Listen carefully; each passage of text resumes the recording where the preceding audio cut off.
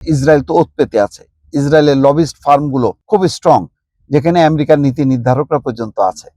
ফলে সেই কারণেই কতখানি শেষ পর্যন্ত এই যুদ্ধবিরতি টিকবে, মাঝপথে ধুম করে আমেরিকা বেঁকে বসে কিনা যথেষ্ট সন্দেহ আছে। দর্শক,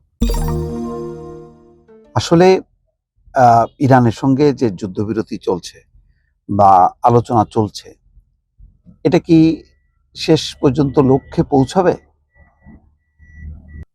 এটার ব্যাপারে কিন্তু অনেক রকম দ্বিধা, সংশয়, সন্দেহ আছে।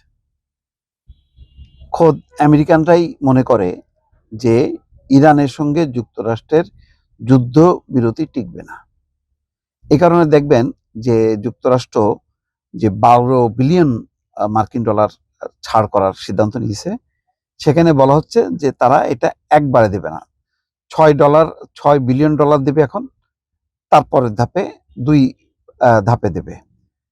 মধ্যপ্রাচ্যের যে দেশগুলো আছে, কুয়েত, কাতার, সংযুক্ত আরব আমিরাত, তারা খুব তাড়াহুড়ো করছে যে তাড়াতাড়ি যাতে দিয়ে দিতে পারে, কিন্তু আমেরিকা কিন্তু রাশ টেনে ধরছে এবং এমনকি বলছে যে তারা যে এই অর্থটা ছাড় করছে সেটা ইরান তার জনগণের জন্য ভুট্টা, গম, তারপরে অন্যান্য খাদ্যপণ্য কিনবে, আমেরিকা থেকেই কিনবে। যদিও ইরান এটা এই প্রস্তাব নাকচ করে দিয়েছে, কিন্তু ট্রাম্প ঘোষণা করছে যে এই টাকা দিয়ে ইরানি জনগণের জন্য তারা কিনবে। যাই হোক, ট্রাম্পের কথা বলে লাভ নেই, তার তো এক এক রকম কথাবার্তা। কিন্তু 5 দিন ধরে একটা জরিপ চলছে, রয়টার্স, ইপসোস, তারা যে জরিপ করছে তাতে বলা হচ্ছে যে ইরানের সঙ্গে যুক্তরাষ্ট্রের হওয়া যুদ্ধবিরতি চুক্তি বেশি দিন টিকবে না বলে মনে করেন বেশিরভাগ মার্কিন। তাছাড়া যুক্তরাষ্ট্রের 4 নাগরিকের মধ্যে 1 জন মনে করে ইরান যুদ্ধে খরচের তুলনায় লাভ বেশি এসেছে। যাক, সেটা কেন মনে করেন এটা বোঝা যাচ্ছে না। 5 দিন ধরে জরিপ চালানো হয়, তাতে দেখা যাচ্ছে যে মার্কিন প্রেসিডেন্ট ডোনাল্ড ট্রাম্পের জনপ্রিয়তার উপর ইরান যুদ্ধের প্রভাব পড়েছে। ট্রাম্পের প্রতি জনসমর্থনের হার কমে 34% নেমে এসছে, যা তার দ্বিতীয় মেয়াদে সর্বনিম্ন। এর আগে গত এপ্রিলে পরিচালিত একটি জরিপেও তার জনপ্রিয়তা একই স্তরে নেমে এসেছিল।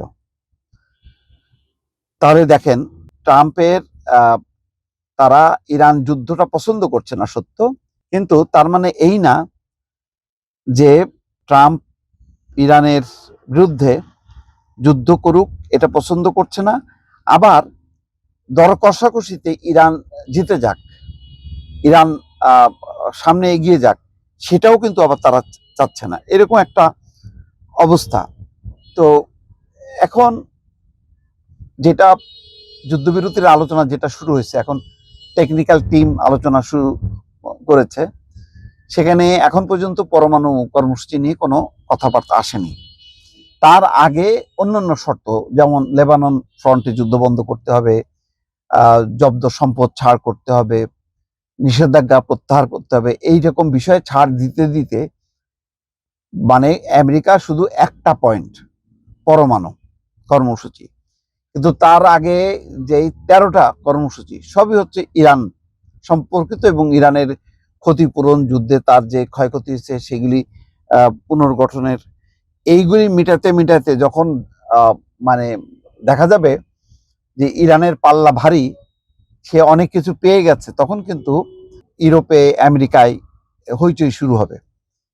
হইচই শুরু হলে তখন ট্রাম্প কোন পলিসিতে চলে যায় এটা বলা মুশকিল। আর সবচেয়ে বড় কথা হলো, এই সমস্ত দুর্বলতা দেখানোর জন্য ইসরায়েল তো ওত পেতে আছে। ইসরায়েলের লবিস্ট ফার্মগুলো খুব স্ট্রং, যেখানে আমেরিকার নীতি নির্ধারকরা পর্যন্ত আছে।